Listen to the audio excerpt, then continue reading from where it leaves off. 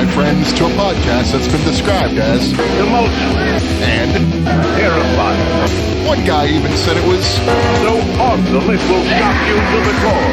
finally another podcast about Godzilla and all his giant monster friends. This could be the end of civilization. Yeah, probably. So join your hosts, Cass and Slick. Ladies and gentlemen, You're listening to the podcast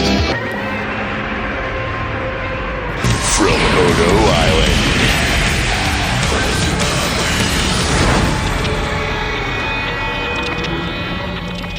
Welcome to the podcast from Odo Island. Follow us on Twitter at Odo Island Pod. I am Kess, and with me as always, Man in the Mask. Oh, I've done it now. I've got the volume up. You little marshmallow, you. Ooh, yum, yum, yum. Slick, how you doing?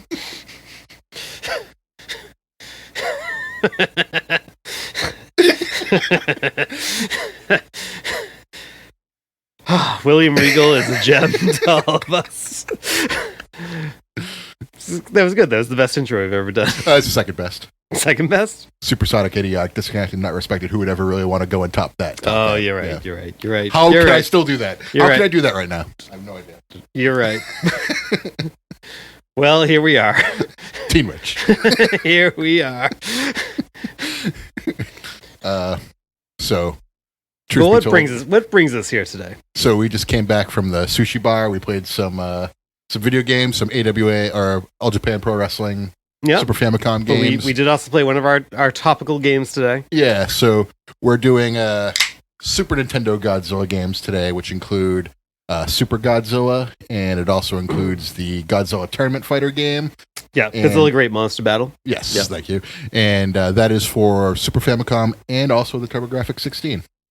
Yeah, well, it's the sequel to the TurboGrafx 16. Ah, okay. Yeah. I thought it was the same game No, it's the sequel to because they to do have it. the same music. They do have the same music, and then we're not going to cover the TurboGrafx game in earnest, but I think we will talk about it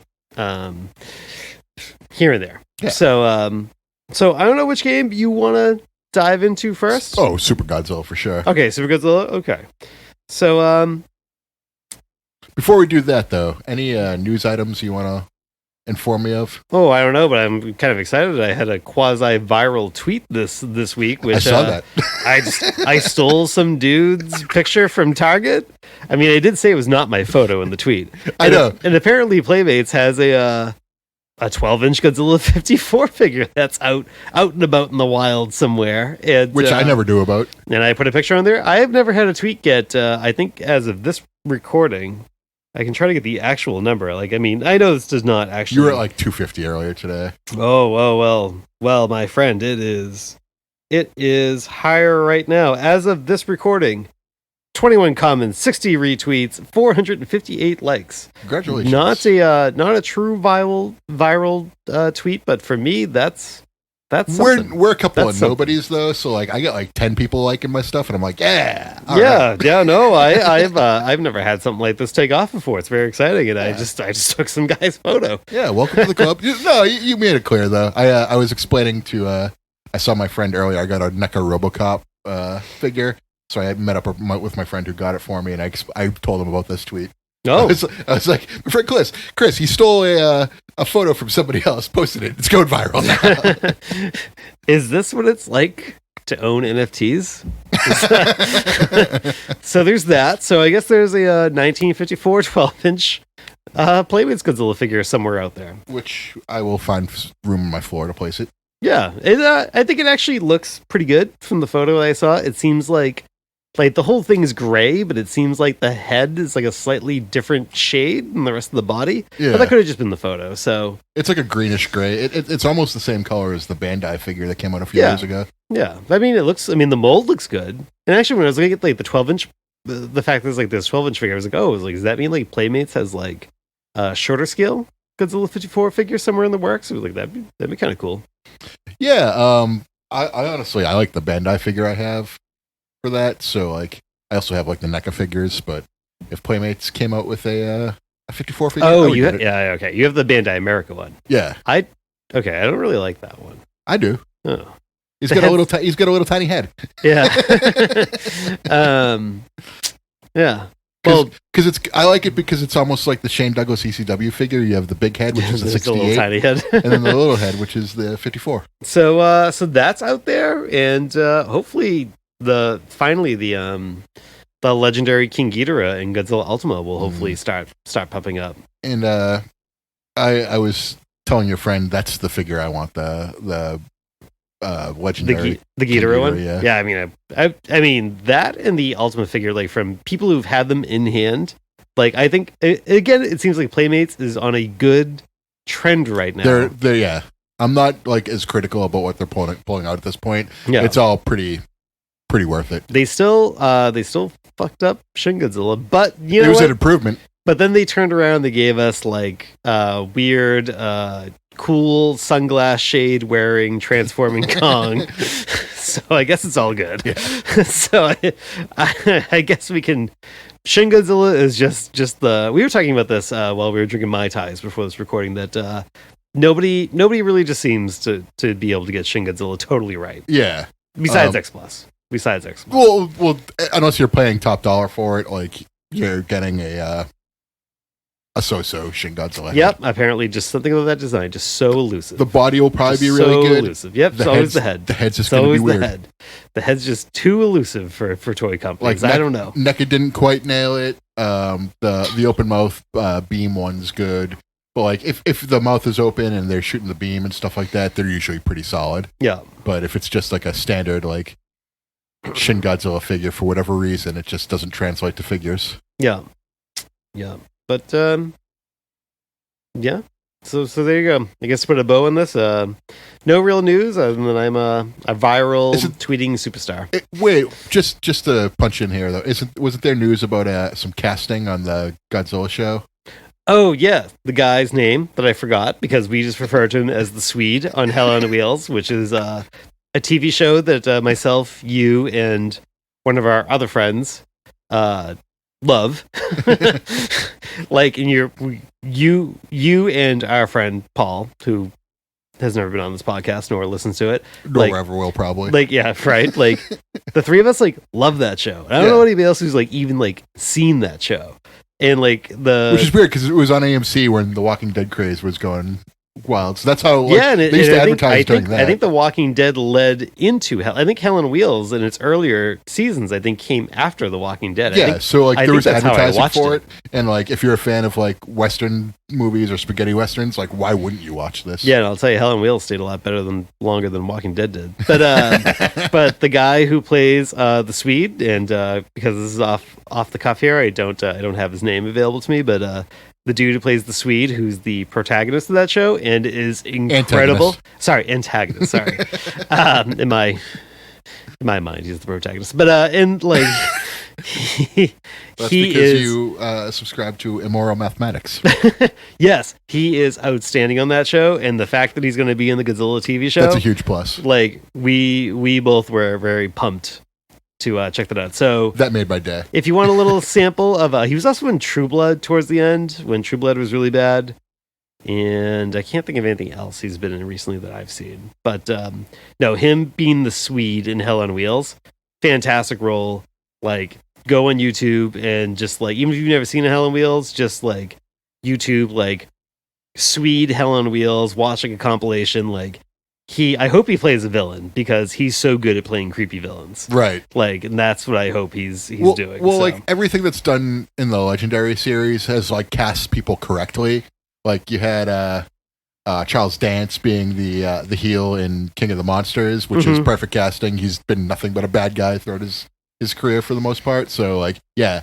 They also got the mayor from Weeds, the Tijuana mayor, to be the bad guy in that. So it's like perfect casting. Oh, I guess while we were talking about that, like the next MonsterVerse movie is Bernie the podcaster is gonna be returning. Did you see that? Oh, great. He's confirmed to return. Like, there's not too many people from Godzilla vs. Kong returning. It's him and the woman that was with Gia. Yeah. Okay. So they're returning. I think someone from King of the Monsters is returning. But yeah, I was like, you're bringing back Ice Cube's kid? No. Okay. I think it's the guy who is oh my god Zilla. Oh, okay. That guy, I think he might be returning. So the bad guy from Billy Madison. Oh God, yeah. I always forget that's him. But yep, Bernie the podcaster returning. So All right.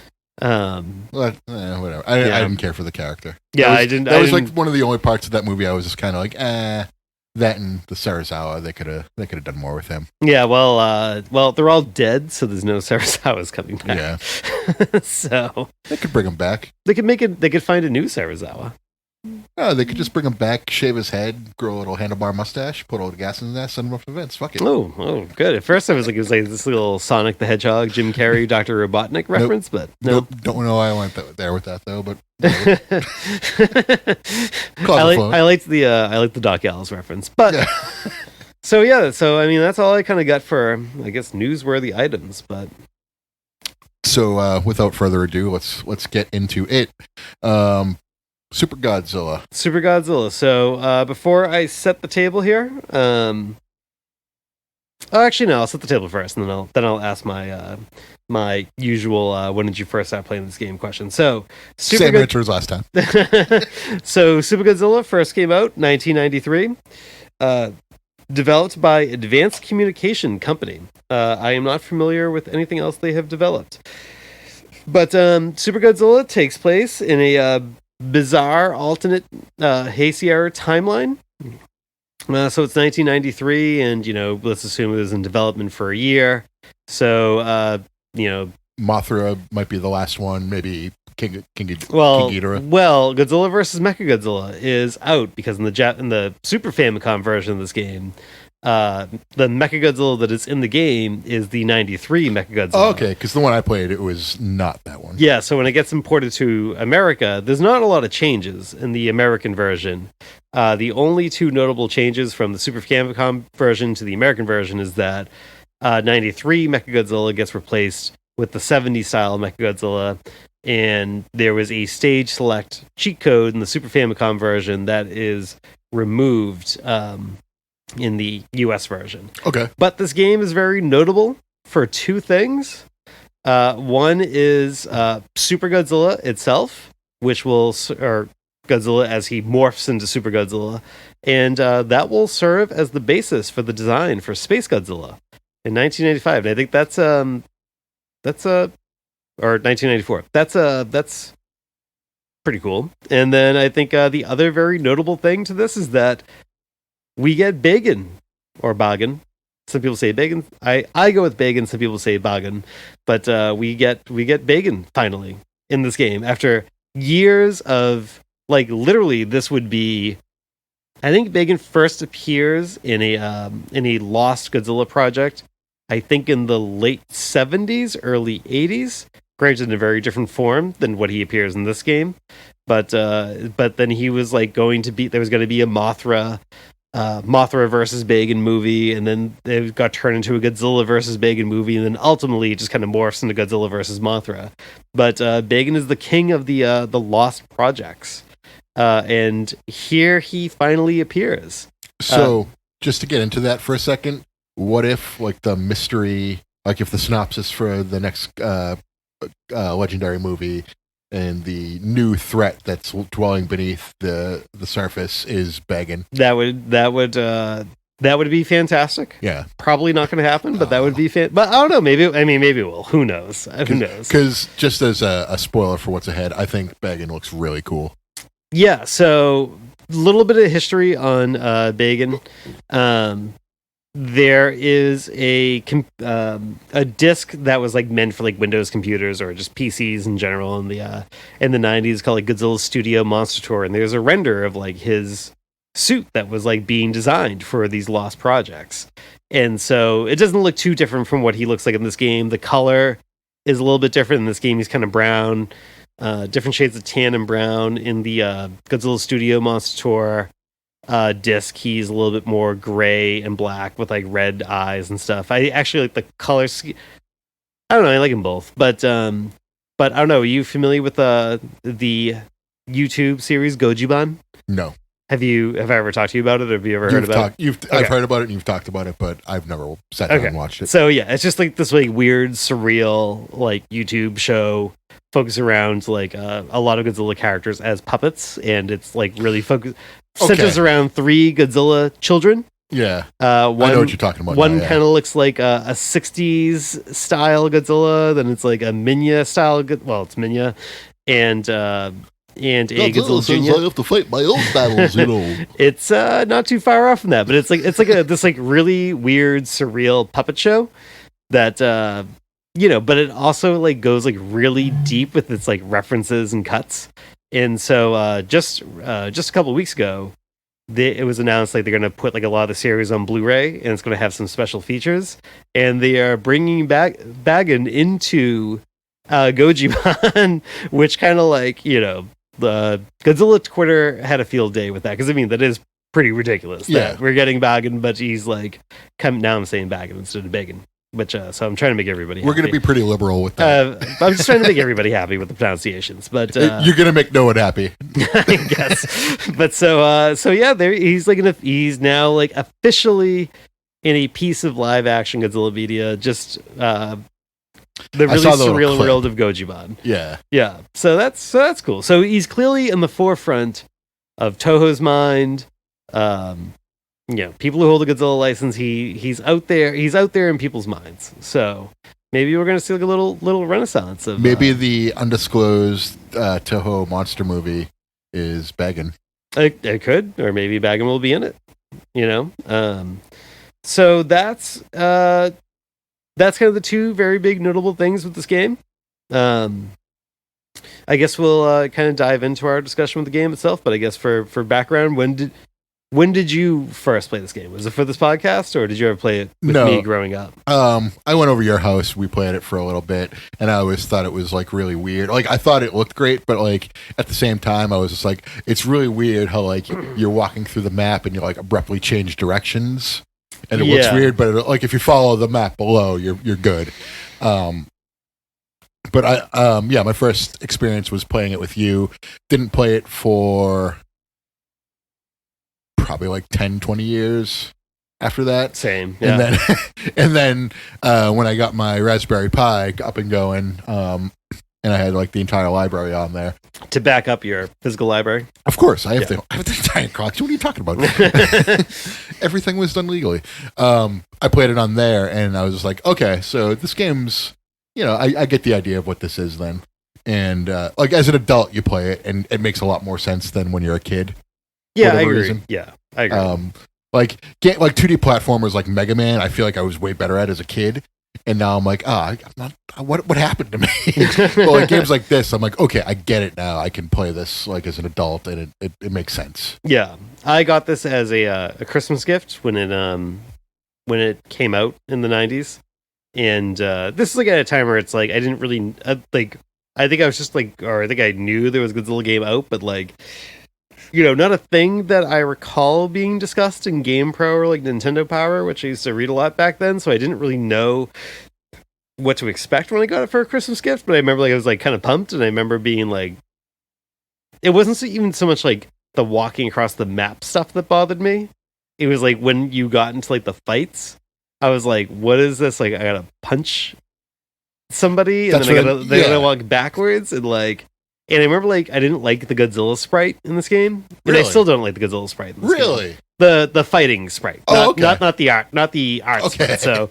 So I guess we should to describe what this game is that like I guess I would kind of describe it now as almost kind of like.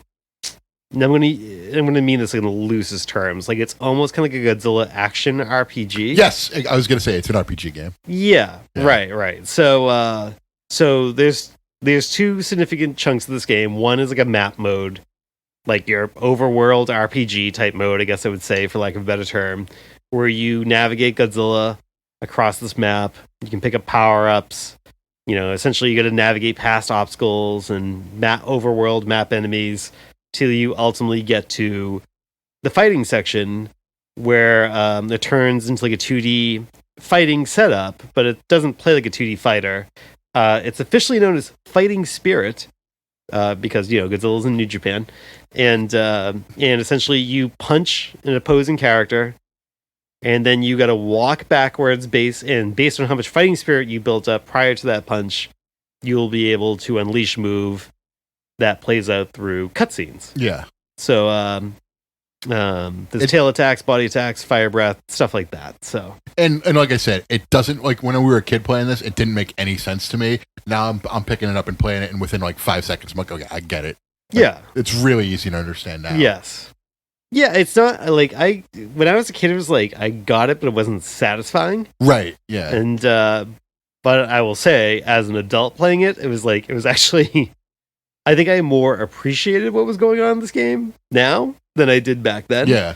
At the time, it was like, I mean, I beat the game like a bunch of times because it was like one of the only Godzilla games I had, and it was the only Godzilla game I had on the Super Nintendo when I was a kid. So I was like, well, if I want to play Godzilla games, this is what I got to do. Yep. But yeah, that's where I was at with it as a kid. But I don't know. So how does this work? How did this land for you? This gameplay? So at first, I thought it was pick up. You read the direct. It gives you like a quick 30-second tutorial. It tells you what to do. You walk up to the enemy, you punch, and then you back off and you fire your attack. And so like I said, I remember playing this when I was younger, and like I got it, but like I was just like, what the hell? And now I'm playing it. I'm like, okay, it makes sense. Like if you watch it play out as like the characters as you're playing it, like you might miss stuff like they have to pay attention to, which is your enemy's fighting spirit. Mm-hmm. So you almost have to keep an eye on that more than anything else. Yeah. And once you like get like where you see like an opening where like his fighting spirit spikes and he doesn't attack you, like charge in right then. And then that's where you can kind of get like a high powered attack. If you just sort of charge in and he doesn't attack you, it's not gonna you're not gonna have too much fighting spirit to build up a strong attack. Yeah. So that's sort of the main mechanics of the fighting. It's not very deep and it wears out fairly quickly, in my opinion. Agreed. Yeah. But on the other end, the cutscenes are top notch. Yes. Yeah. So- This is I think okay. So maybe let's get into like well, should we start with negatives or should we start with positives about this game? We'll do neckbreaker rules. Ruled sucked. Okay. Ruled the I think the story and the presentation is fantastic. Yeah. I think it's like, so I don't know if you just let like the start screen like just kind of linger for a few minutes, you get like the little intro cutscene. Sure. And King Ghidorah's flying over Tokyo. No, sorry, he's flying over Osaka because he lands at Osaka Castle. Yeah. And so I just assumed everything starts with Tokyo. But and it's like you get this like story, you get these like cast of characters, like they kind of set the groundwork, like. And yeah, I think like the cutscene art and like the art for Godzilla as he's walking through the city, that's fantastic. Like they do a good job building the story up to these the Super Godzilla mutation, and I think all that's great. And I'm also going to say the music I think is fucking great. You pointed this out to me, and what you said was exactly what I was thinking at the time. Because like I messaged you about the music, I was like, "It's so good." I'm like air saxophoning while I'm playing the game. Yeah, I compared the quality of this music. It reminded me a lot of the music in Final Fantasy IV. Yeah, and like including like there's like one of the maps in one of the later levels, like the map theme like sounds just like the Red Wings theme from Final Fantasy IV. And I was like, it's incredible. They import like the main Godzilla themes from the movies into the game. But it's like Super Nintendo sounding, so like for whatever reason, like the intro is like a saxophone sound. Yeah, it's like wah, wah, wah, wah, wah, wah. It's pretty hilarious. I love it. But the original music is like so good.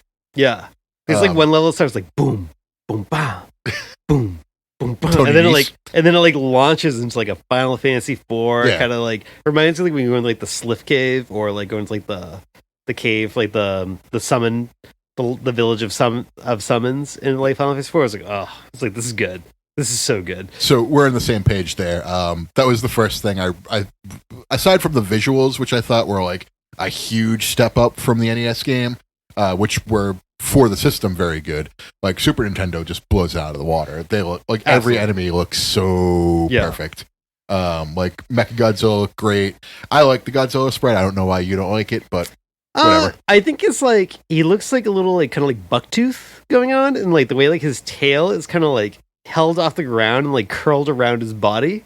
Like you don't see the end of his tail. It's like his tail's like kind of curved around his like torso. I don't know. It just like it was a little like goofy looking to me.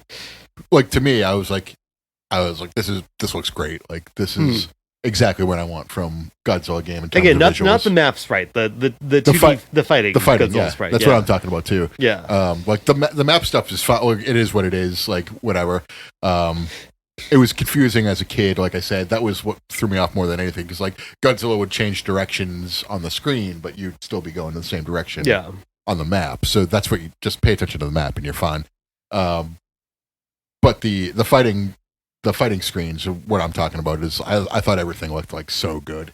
Yeah, I also did. I thought everything overall looked really good. I also didn't like the 70s style Mechagodzilla sprite. Like I feel like it looked a little rushed. He was a little chunky. Yeah, like he looked rushed. And I think like it's like knowing that like they swapped out the 90s style Mechagodzilla for that.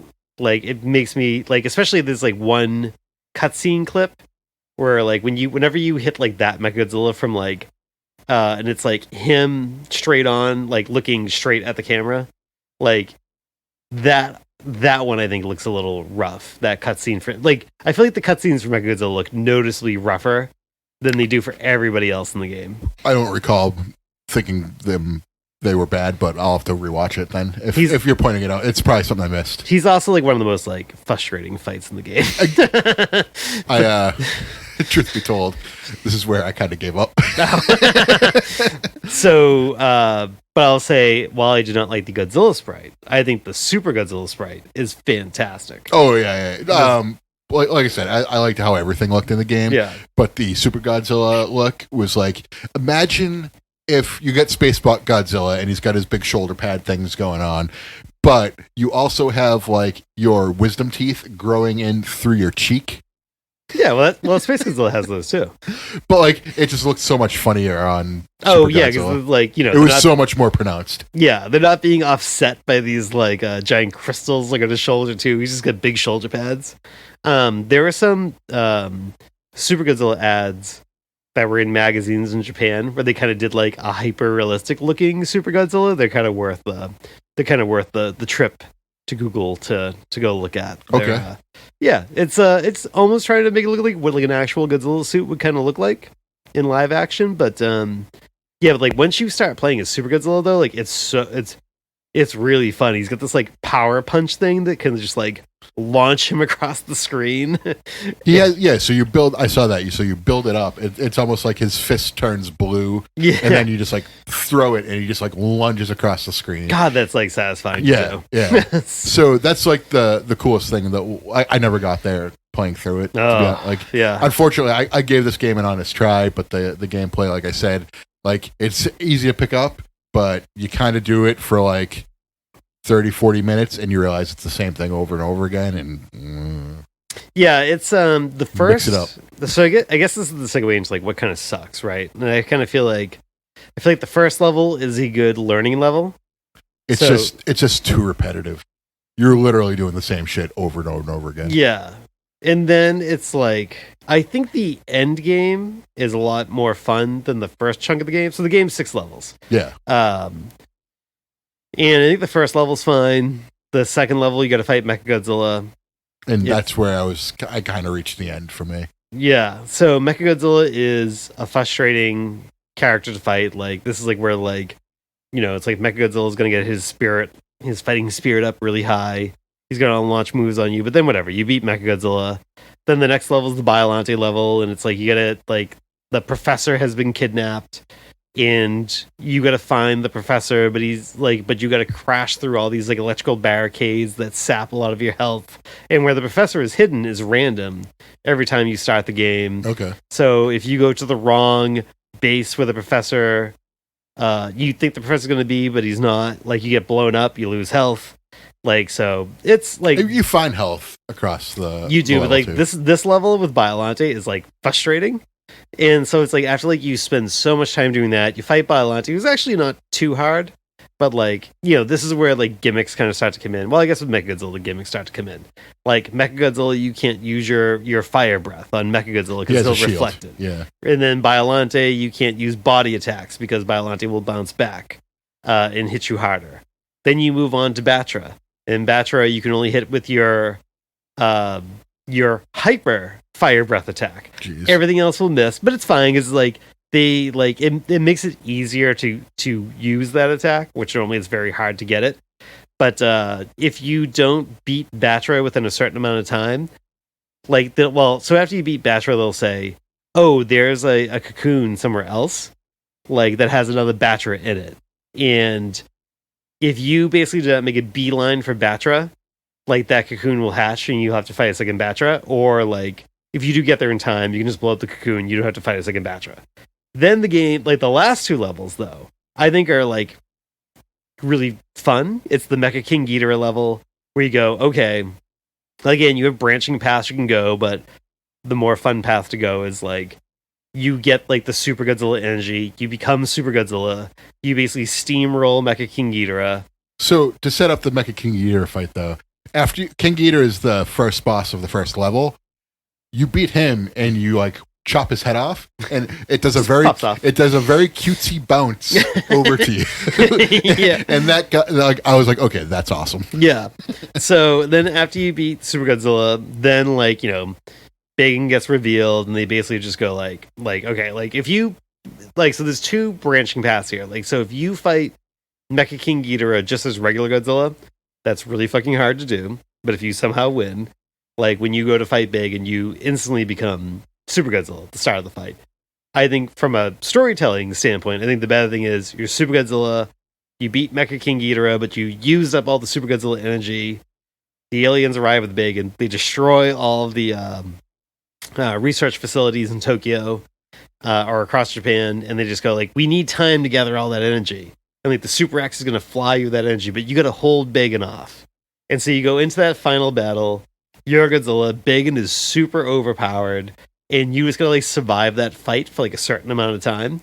And then like the Super X flies in, makes you Super Godzilla. Yeah, gives you its power. And you become, yeah, it's like, then you become like balanced with Bacon. And it's like, even like the fighting system is kind of like, this stylistic choice. This fight looked really cool, though. That drama, though, is like of surviving that holdout with Bacon, just like to become Super Godzilla, and then you like I mean, I still remember as a kid going like, all right, this game's kind of whatever, but like when that final battle happened, and I was like, I just gotta survive. You don't do any fucking damage to Bacon.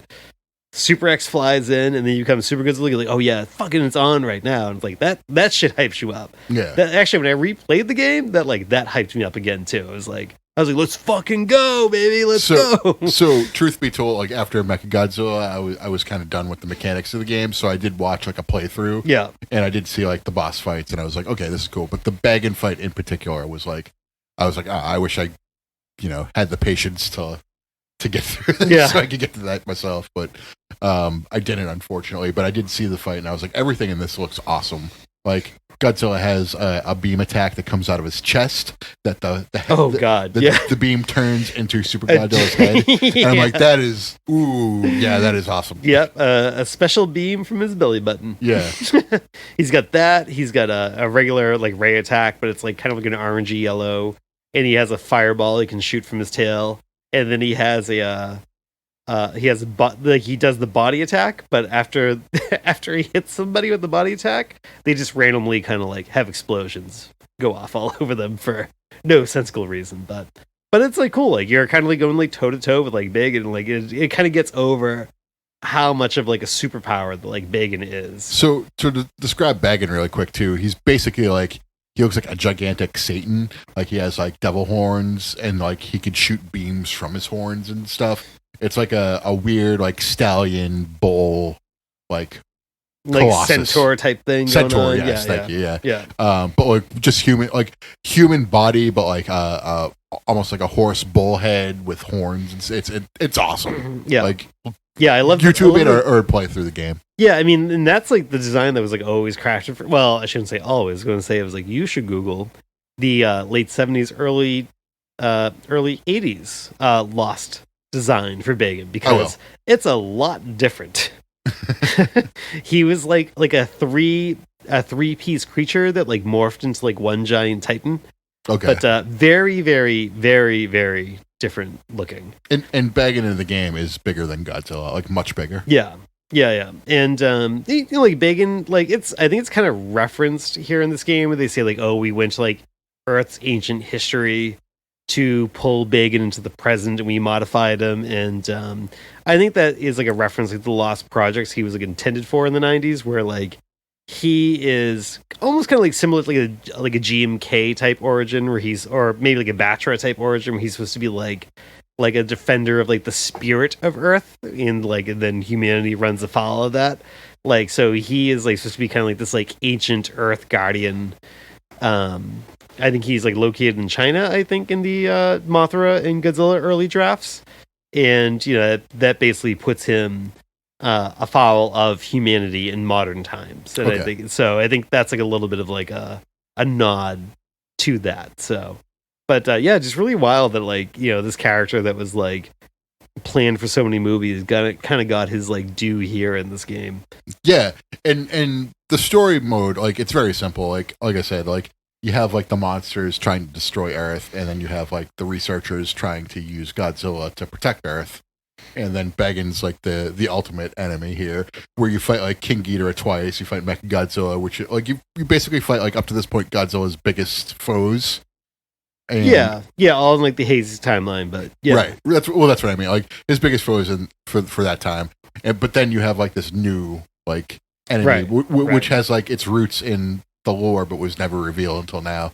Yeah, and it was like I think I like only when Bagan like appeared in this game, I was like, what the hell is this? And then it's like I think like G-Fan magazine back at the time used to do like a really good job of like kind of covering like Bagan's history and stuff like that. And it was like because I remember getting like a magazine from G-Fan like around the time this game came out that had like the actual like storyboards from the abandoned Mothra versus Bagan project, and I was like, and I just remember like he's such a cool looking design. Yeah, and it's like I mean I really hope like he truly gets his due. he's gonna be in the next Godzilla movie. Hopefully, for Legendary. Be it Toho or calling the shot Legendary. right now. It's gonna be Legendary. I'm calling the shot right now. I could actually legitimately see him being like a big part of like if the Singular Point series is continuing, like it seems like it is.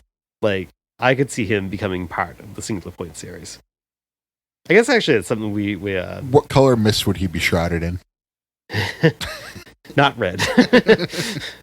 But we didn't even cover that. Like there's like a Singular Point novel that's out now. Yeah. I saw that from the Rodan, from the point of view of like what the Rodans are doing. But the Radons. But it from the Radons. But it does expand and like a little bit more of like the mythos, and like the Singular Point is like apparently seems like an actual like living entity that like observes all different timelines and kind of like.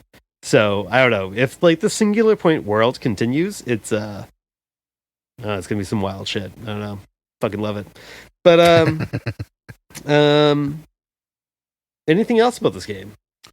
So the music's great, the visuals are great, the gameplay is yeah. It plays fine, but you just do the same thing over and over again. And after like an hour of doing it, you kind of just like, okay, I'm moving on. Yeah. So that's the only bad part for me. The boss fights are really fun. Like I said, the music's great, visuals are great. It falls just kind of a hair short of being like an all-time classic. It's like, you know, when you think of the greats in the Super Nintendo, you have like Super Metroid, Castlevania 4, you know, the Mega Man games, the Mario games, the Zelda game, obviously. This doesn't quite live up to those, in my opinion. Yeah, I mean, when I was a kid and I got this, like when it first came out, when my parents got it for me, I remember going, this is all right, but it does not replace Godzilla Monster of Monsters for me. The first NES game, even though I had both of the time, I was not playing that Godzilla 2 much at any point in my life. But so I think we'll hold off. Which is a fine game. I think we'll hold off on the ranking till we get through the next game. Okay, sure. So let's do Godzilla the Great Monster Battle. Also known as Godzilla Kaijuu Daikessen. This was a 2D fighter released almost exactly 1 year later in 1994, developed by Alpha Systems. A little bit less of a backstory to this game, but it was what it was. It was a Street Fighter style fighters or tournament fighters were all the rage back then. This actually plays more somewhere in between Street Fighter 2 and the Dragon Ball 2D fighting games that were out back then. So I just want to, for our younger audience, in the early to mid 90s, 2D fighters were they sure were. Everything was either a Mortal Kombat. I was obsessed with Mortal Kombat. Most people were obsessed with Street Fighter. I wasn't quite obsessed, but I had it for Genesis and loved it. Like 2D fighters were the best. Let's take a little side pivot there. So I will say right off the bat, yes, I know this plays more like the Dragon Ball games, the 2D fighting games that were out, but like we didn't really have a lot of exposure to those. In the U.S., we basically they fell into Mortal Kombat, exactly. Street Fighter. We also had Primal Rage. We should actually do that as we keep going through video games. I'm 100% cool with that. We should do the entire series, though. They also had like not so great games like Shaq Fu. Oh, Shaq Fu is I replayed Shaq Fu last year. It's awful. I beat that game before when I was a kid. Awful. Like my friend Ken, who you may know. Did I beat him for the hardcore title in our basement wrestling league? That's what I was alluding to, but there you go. He had Shaq Fu, and I remember we slept over his house and we played it, and I beat it, and I was just like, oh my god. Yeah, Shaq Fu is bad. Eternal Champions is more on the Mortal Kombat side. Do you remember that one? Yeah. But then there was like the SNK fighting games. Those were good. The Samurai Showdown? Get those, but then like you also had like the Street Fighter versus Capcom games, amazing, and Marvel. Those games are just like you have Spider-Man or Wolverine versus Vega or something like that. Those are so good. The Marvel fun. versus Capcom series is fantastic, or the SNK. All those versus Capcom series are great. So now that we've let you know of like how we feel about 2D fighters, especially from the 90s, like as the decade wore on, you got to 3D. You had like your Tekken. Well, I feel like Virtua Fighter was the turn to 3D. Yeah, which Virtua Fighter I feel like was like kind of like mind blowing. Like when you first saw it, I mean, it's really shallow. I think even against 2D fighters, it's really shallow. It's more actual martial arts based though. I don't know. I kind of fell off with that. There's still very floaty stuff, but like it's more like maybe movie martial arts is a better way to put it. Yeah, I just like remember like playing. I still remember like as a kid like walking through like Toys R Us and there was like a kiosk that had like Virtua Fighter hooked up to it because I think it was on whatever system it was on, they could do that. It was on the Saturn. So it must have been a Saturn kiosk. Was it on 3DX? 32X? I don't know. There was not going to be a 32X kiosk at Toys R Us. I don't recall, but it must have been like the whatever Saturn platform was, I just kind of like remember playing, going like, oh my god, it's like this is insane. It's like 3D. It was the launch game for the Saturn. Okay, Never mind, it was the Saturn. But it's like, but even amongst the 2D fighters, it was super shallow, but the fact that it was like 3D, where it's like, oh my god, this is insane. You were supposed to be wowed by the 3D. Yeah, and then that wore out quick. Then Tekken came along and kind of turned. Yeah, Tekken did it right, but the 2D graphics of the fighter games from the 90s though, this was sort of like you were either like the best game ever or you were the drizzling shit. Yeah, I think that's pretty fair to say. There's pretty much no in between. You were either a great game, like an all-time classic like Mortal Kombat 2, which I still play to this day, or you were a terrible game like Shaq Fu. Yeah, and I would say I think Street Fighter 2, like the Turbo Edition era. I would say Street Fighter and Mortal Kombat. Yeah, I was gonna say Street Fighter 2 Turbo Edition and Mortal Kombat 2. Like those are kind of like I think the pinnacles of both their respective, like which every game tried to clone. And but that's on that note.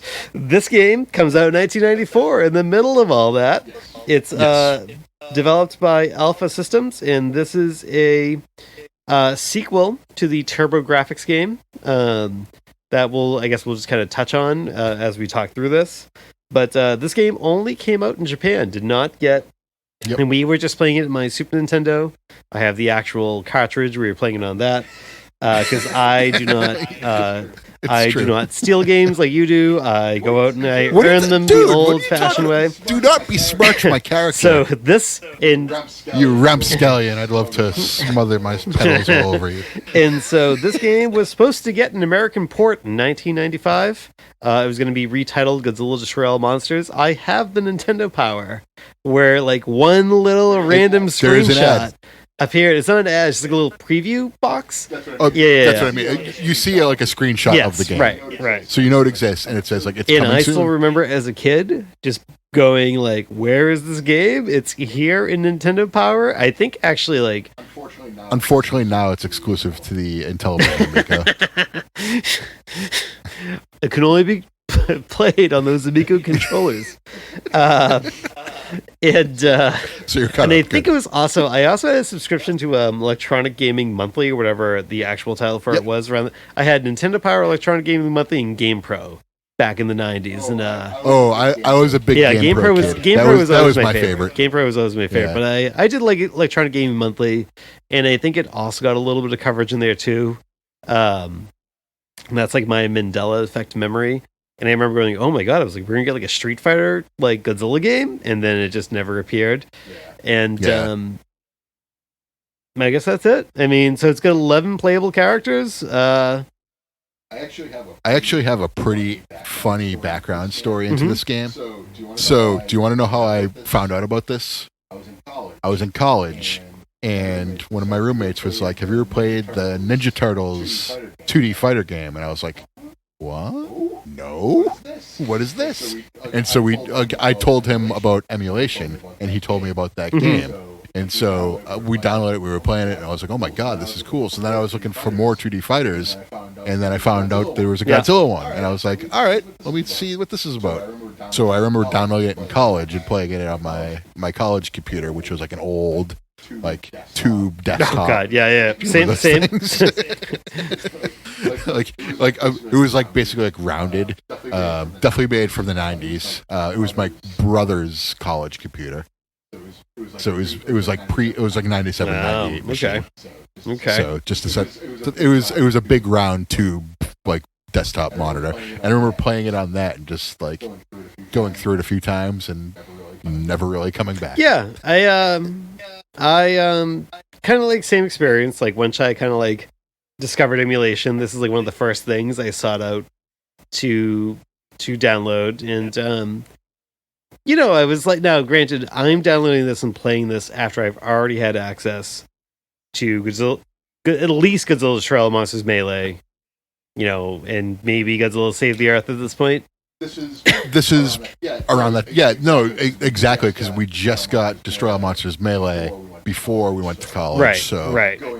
Going into college, it was like fresh in my mind. And like emulation, like this may shock some people who are listening, but like emulating and downloading ROMs was not super easy around the time of 2000, 2005-ish. Not very easy. There weren't websites. Yeah, there weren't websites like dedicated. Yeah, to I mean, it was easy for us to steal music out from under Lars Ulrich's nose on Napster and Kazaa and LimeWire. I don't think you should be talking about that. But ROMs and emulation, not an easy thing to do back then. So so I played this much more after the fact, like with Destroy All Monsters Melee, Save the Earth, already out.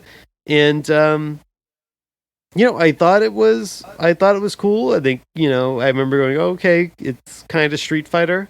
And I think this is kind of my opinion now still. It was like, okay, like it's kind of Street Fighter with Godzilla, which is cool.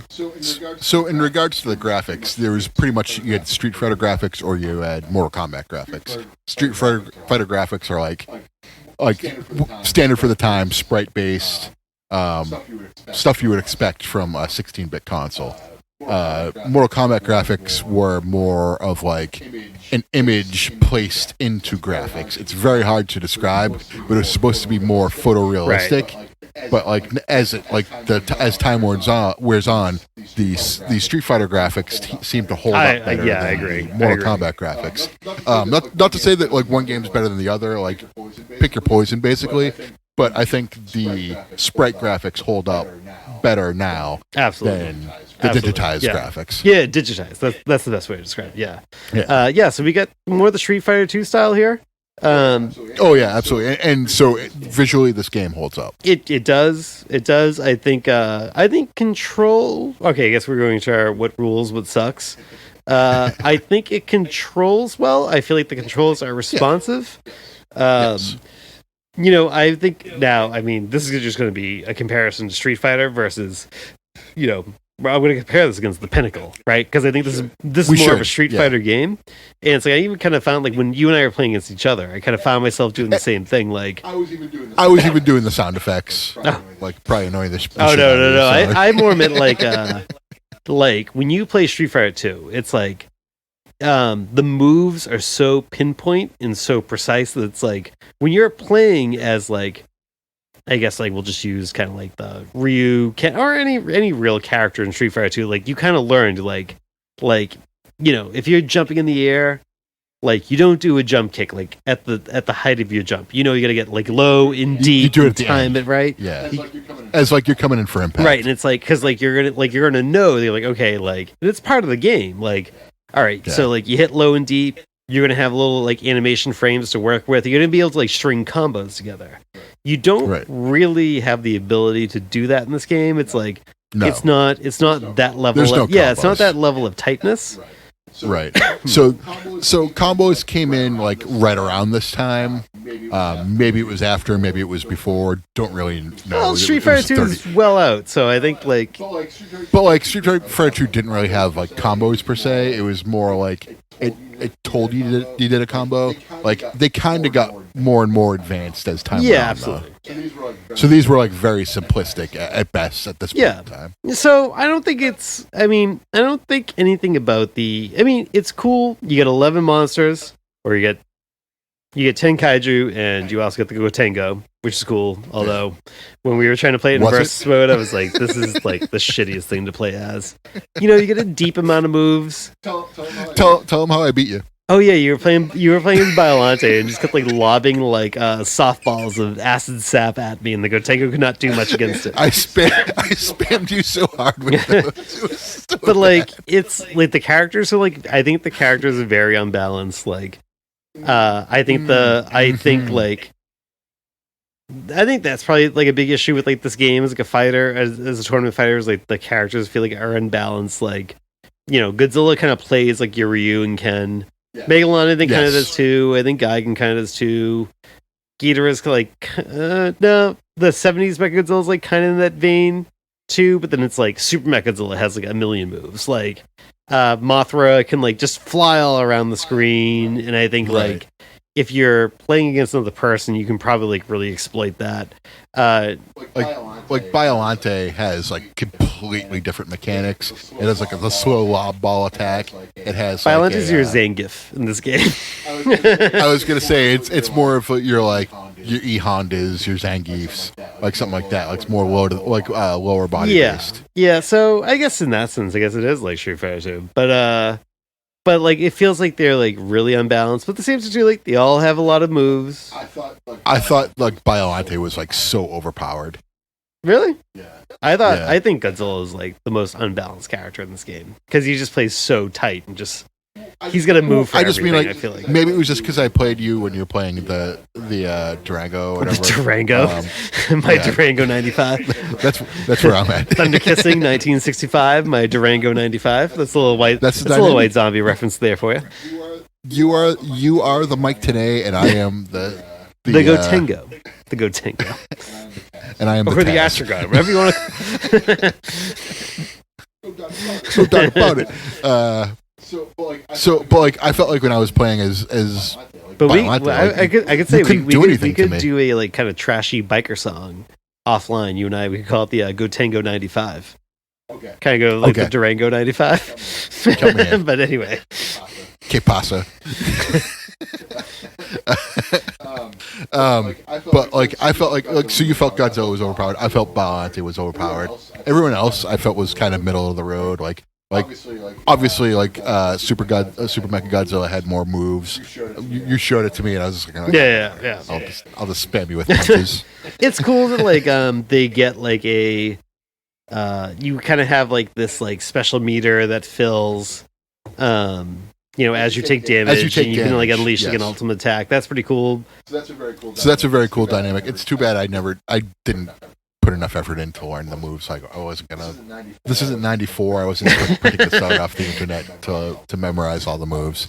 I was just gonna have fun with it. Batra is not a playable character, but it appears when you do Mothra's ultimate attack, which I thought was pretty sweet. Like when you brought so we just like sort of did the noob sabot where you like the other player doesn't like do anything. You just get 25 wins so you can fight noob sabot.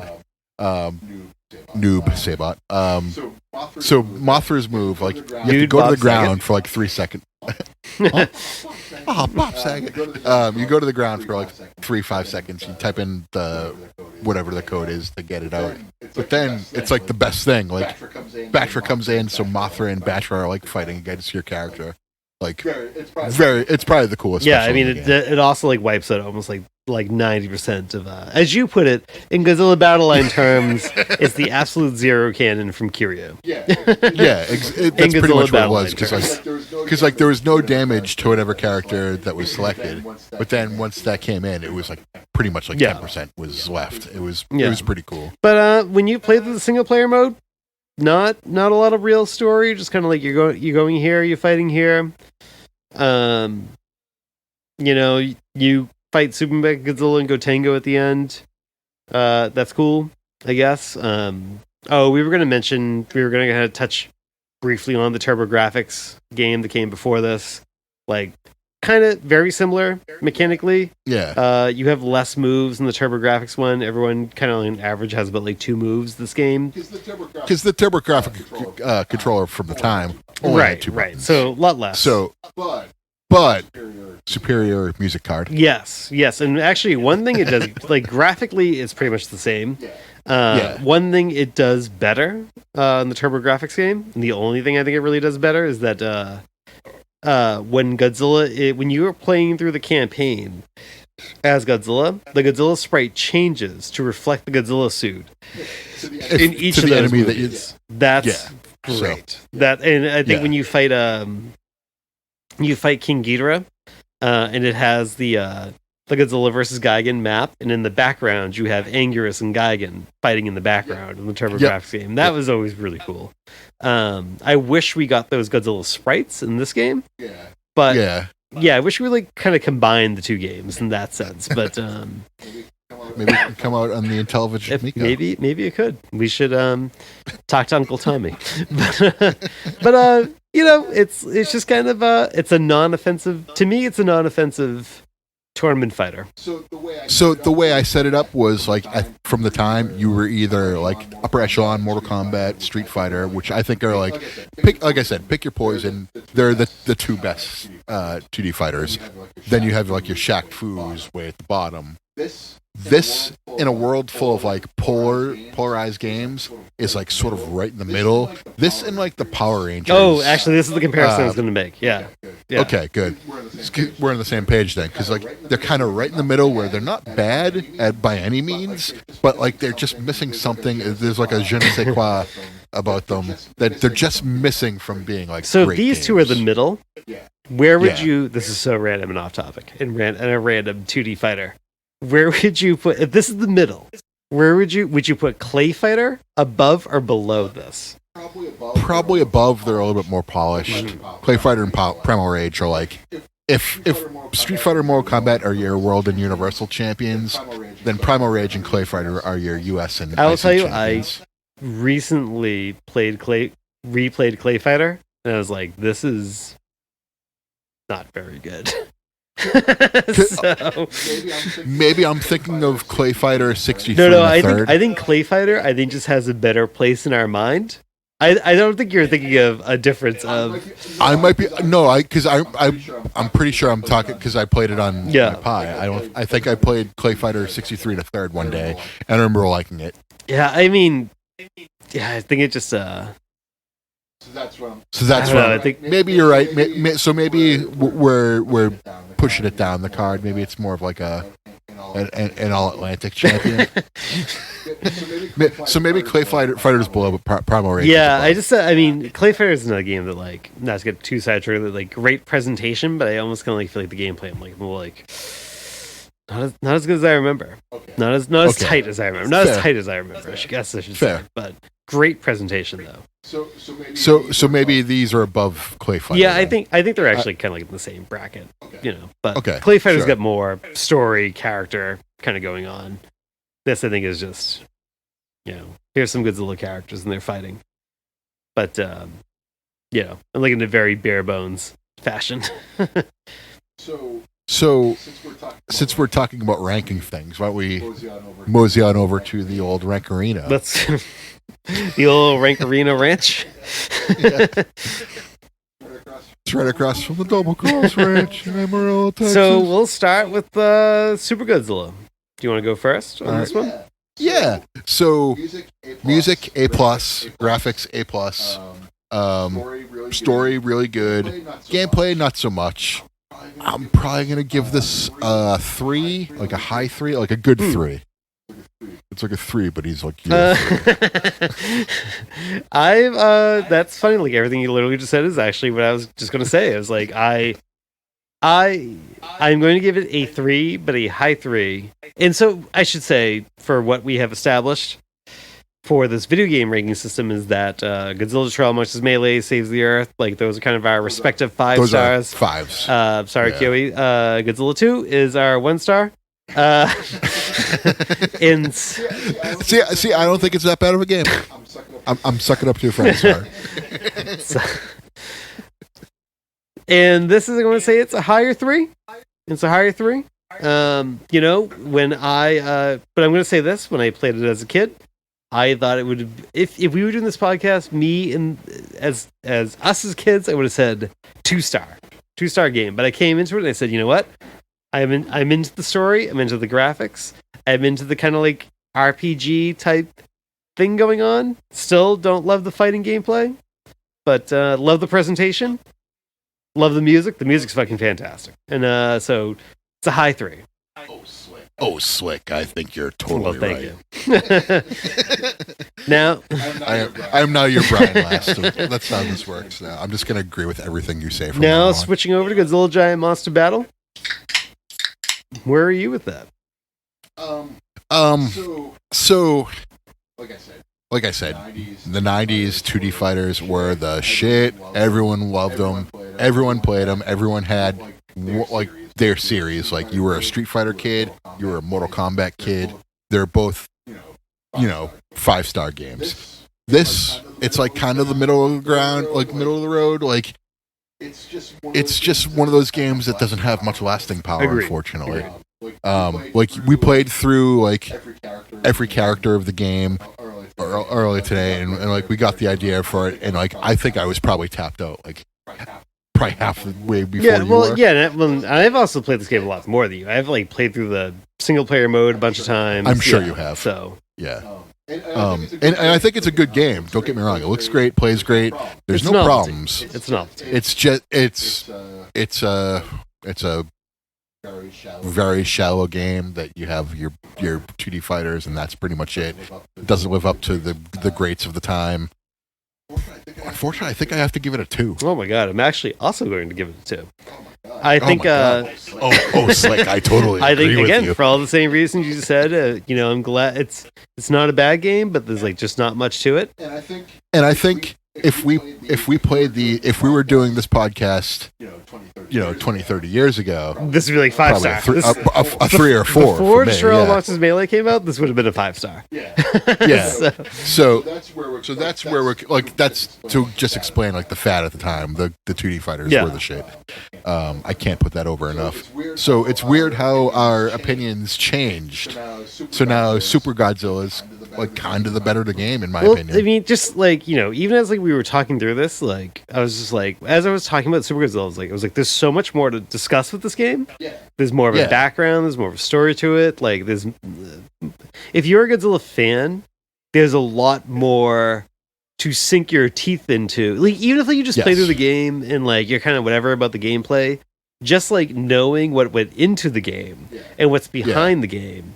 And like the fact that it's like this weird alternate like 90s hazy like timeline, like that's like the thing too. Like I was playing it going like I was like, wow, I was like, this is just like the 90s hazy Godzilla world kind of mixed with like some Showa elements, but it's like this could be like what the Godzilla, like this feels like the Godzilla franchise if you only had Godzilla Returns in 1984 and then the timeline went this direction. Instead of what it went with the movies. Like I was like bought into the world, and it's like the gameplay is kind of whatever, and that's like too bad. If it had better gameplay, it would be god, like it's if you took the 2D fighter aspect from the tournament fighter games and you swapped out like the RPG fighter game thing that you have, like this probably would be like looked at like right now as like one of the great games of the time. I think even if you kept the map stuff. That's what I mean. Like keep all that, but then like just swap out the fighting for like the 2D fighter. Well, I was even going to go so far to say is like, what if you made it like turn-based style, like fully go into the RPG elements and make it a turn-based RPG? Well, granted, I think you would lose some of the tension with that Bagan fight at the end. Like, I still think, like, if you went like straight on turn-based, made just full-on Godzilla RPG, like, that could be something there. That could be really good. So if you did that, I think equal results. You could be in the upper echelon of like the Chrono Triggers, the Final Fantasies 4s and 6s of the time. Like you could be in that conversation. Full take. But same thing though. If you took like the tournament fighter thing and you put that into the fighter, the boss fight aspect, you could have like a game that holds up against your Street Fighters and Mortal Kombats of the time, just because there's a little bit more to it at that point, and there's more story, and like, I think that could be in the conversation, not above, but like like I said, a nice icy US chip.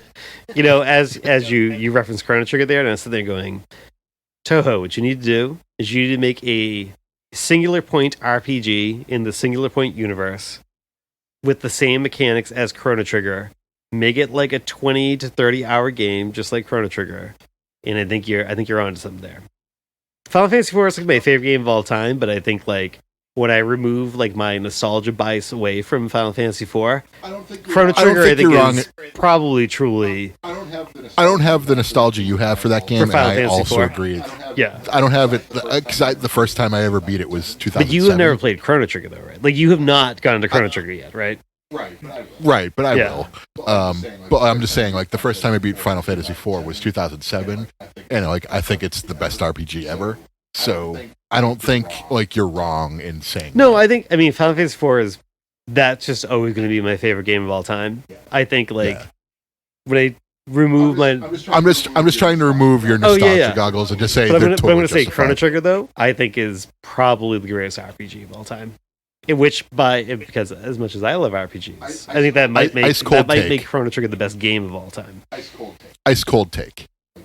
Like that? I mean, I think a lot of people would agree with my Chrono Trigger take. So that's what I'm saying. So ice cold, like it's so not like I'm sitting there going I was like, give me people, a singular. Like there's so many themes from Chrono Trigger that cross over so seamlessly to Godzilla's Singular Point. But like I just go, you could make a singular point JRPG like in the vein of Chrono Trigger. It'd be fantastic. So I think I said when we were doing our Singular Point reviews, said Godzilla Ultima is Lavos from Singular Point from Chrono Trigger, and it works. It works. That didn't. Because you never played. I haven't played it. I can't like when the time comes where you play Chrono Trigger, like I think you'll really enjoy it. But I think I wish I could go back in time and experience Chrono Trigger for the first time ever. Well, recently I beat Super Metroid for the first time, and I was like so blown away by it, like the ending of the game. And I was telling you about it. You're like, "Oh, I wish I could go back and experience Yes, that." exactly. I was like, I just It's did. like to have like the experience like those games the first time. I don't want to go back and experience Super Godzilla for the first time because I didn't like my first experience with Super Godzilla. Liked it more now. Yeah, so maybe it's a game. Maybe it's like beer. You just have to give it a few swigs before Yeah. you like it. Well, that's a good closing point. If you like a lot of Godzilla figures, then join our cult. You get me? I'm glad you get that. You get any figs? Because I didn't. I got a bunch. I did try, though. I went to 5 Targets and a Walmart, and I came up empty-handed. Oh boy. Yeah. Yeah, no. So I got a bunch of things. Because I think the last couple episodes we recorded, I did not have a lot of purchases, and there's actually some weeks where I just didn't really have anything. So And one episode we just didn't even do the segment. So well, we were busy talking Battle Line business. So that's for my Steiner Brothers fans. Okay. so I'll kind of nutshell what I got, and then I'll build up to the main event piece, which actually I haven't even told you about either offline or on mic. But so it's no secret I've been watching Ultraman Decker, and I have been loving it. I think it's a fantastic show to this point, and I think I kept saying I was like, one night I am just going to go into Hobby Link Japan, buy a whole bunch of Ultraman Decker figures, and I highly recommend it. I think you would enjoy it. It very much gives me like early 90s Power Rangers vibes. Okay. Like, it's like lighthearted. The episodes are like 20-ish, 25-ish minutes long. There's, and they're all just kind of centered around these like over the top, like, kaiju suit battles. It's great. Your boy Red King just reappeared this week. Nice. That was your favorite from when we did the Ultraman Acid Watch Gene Boy. I love him. Yes, he's got a little bit of a retooled look, but a good in a good way. He's It's like a good look. it's a good look. Yeah. And then he gets an alternate form, which is tied to the plot that I won't spoil. Okay. But So it's when like I a Super Godzilla when I King. kind of when I saw that and I said, I can't believe I've ordered all these figures, and like now there's going to be one of those coming out probably, and I'm going to have to get that. So I still need to get on that. Is the Red King Ultraman Mezco thing still available? probably All right. yeah. I should get on that. Yeah. I think that was like a $30 piece too. That's pretty good for what it was. But so I got a bunch. I'm not gonna go over all of it, but I got Ultraman Decker, one of his alternate types, his strong type, because he's got strong fighting spirit, so he has a strong type. And I got make him look strong. and I got 4 other kaiju from the show Oh boy. with them, and they're great. So tell me. One of the names I forgot. Actually, one's actually not from that show, but it's the classic Ultraman enemy Bemular. I got his Bandai movie monster series figure. And then one does come from Ultraman Decker, which is Gomes, which is a classic Ultraman enemy, and he reappeared in this show. But he got, again, spoilers, he got boosted by the same thing that Red King got boosted in that episode, and got a new variant type, Okay. which is a really cool design. And I got that version of Gomes. I also got like a little tiny like Anguirus like pencil chopper type thing randomly. That was cool. But my main event purchase, Oh, this is what I'm looking forward to. yeah, so not a figure, but I got an uncut sheet of so back in the day, like if you had to promote a movie in a newspaper, you would kind of get these ads that you would cut and you would paste them on paper and you would print your newspaper. I got an uncut sheet for 1974's Godzilla vs. Mechagodzilla, but under the title of Godzilla vs. Bionic Monster is what that movie was originally going to be titled in America, but they had to change it because it was going to be too close. Like I think it was the $6 million man. Like, no, we're talking the 70s here. Okay. So we're talking it was going to be too close to like the $6 Million Man or whatever it was. Like the marketing was like too close to shows that were already out at that time in the late 70s. So it's an uncut sheet of various like newspaper advertisements you would use to advertise Godzilla versus the Bionic Monster. Really cool. Really cool. I was thinking maybe Godzilla versus Steve Austin, but okay. Almost, but kind of, yeah. I'm just kind of I'm trying to get my shit in here. But no, I thought I like this like unused newspaper ads, and I have them now. I'm going to frame it and hang it up. And I thought that was a nice little cool piece of Godzilla history to. That's a very cool piece of Godzilla history. Yeah. Godzilla versus the Bionic Monster, then became Godzilla versus the Cosmic Monster, and then it became Godzilla versus Mechagodzilla. That's a robot Godzilla. That's Mecha Godzilla. No, it's Mechagodzilla. And you'll get more of that in the next Monsterverse movie. Yeah, maybe. So those are my purchases. It was a good week. Good week. Yeah, I've been keeping an eye out for the Playmates figures. Like I said, I went to 5 Targets. There are 5 around us and I went to every single one of them. Didn't find anything that was new that I could get, unfortunately. They're pretty well stocked on like the Roar Godzilla, the legendary Roar Godzilla. Yes, yeah. They have. I've seen the Skull Island Kong pretty regularly. Yeah. That's weird. Like that suddenly just came back. I've seen 2014. And I've also seen the new 2014. Yeah. And I've also seen the Burning Godzilla and Gorosaurus figures pretty regularly too. Yeah. Not so much the Rodans anymore. I think those are gone. Same. But a few months ago I got Burning Godzilla and Gorosaurus for our friend Silent Dan, his son. Yep. So I introduced him to Godzilla with those. But unfortunately, like I said, I was looking for the new Playmates figures and didn't find any. But now it looks like I have to do it all over again because it's fun to have a hunt. 12-inch tall, it's fun. 54 figures out there now. So yeah, I got to keep my eyes peeled. Yeah, it's it's fun to have a hunt. I have no shortage of hunting for figures right now. There's more figures I'm on the hunt for than ever right now, and it's terrible. Yeah. What a costly middle-age crisis this is. I know.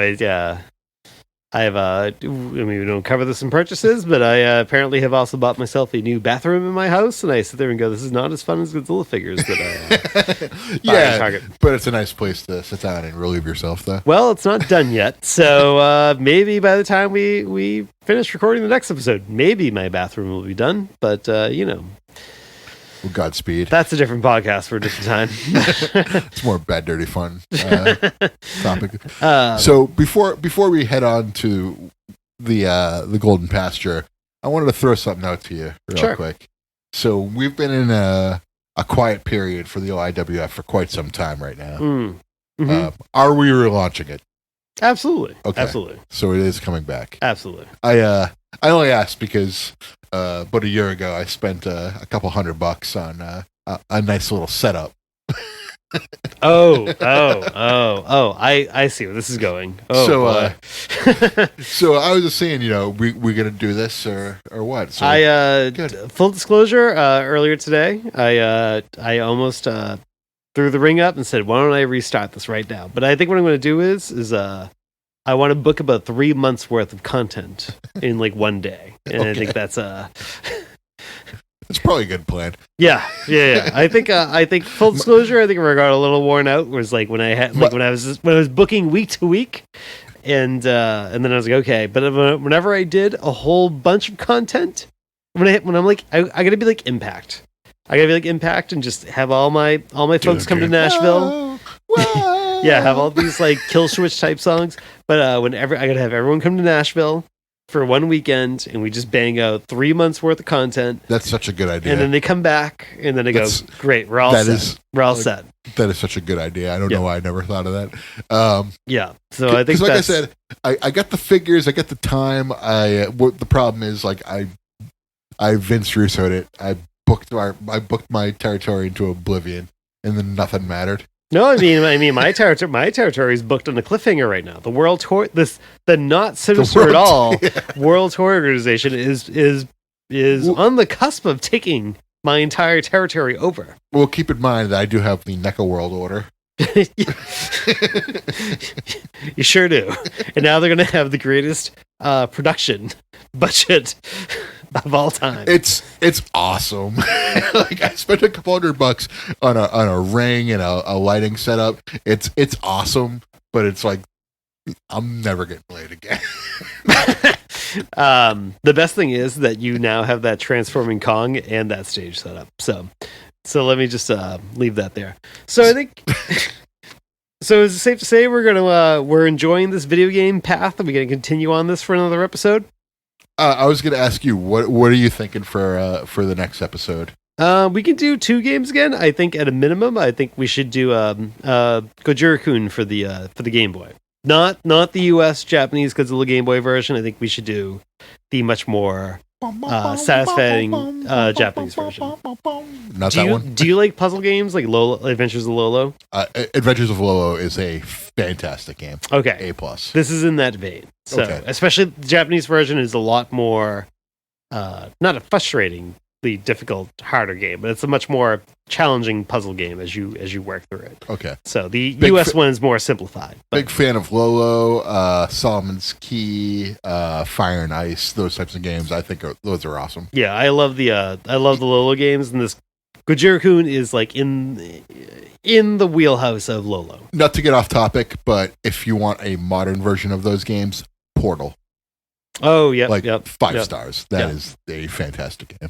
Yeah. The song at the end makes it so much better. So, if nothing else, we will at a minimum do Gojira-kun. I think we could actually get enough content out of just doing that game. But yeah, there you go. Okay, so that's what's coming up next. We might throw you a curveball and do something else. Who knows? No. Because that's kind of how we might book do this another territory. Battleline episode. I don't fucking know. That's kind of how we book this territory. But yeah, so that'll about do it for this episode. Slick, would you like to tell our audience anything before we leave? Yeah, fuck DeSantis. Fucking A.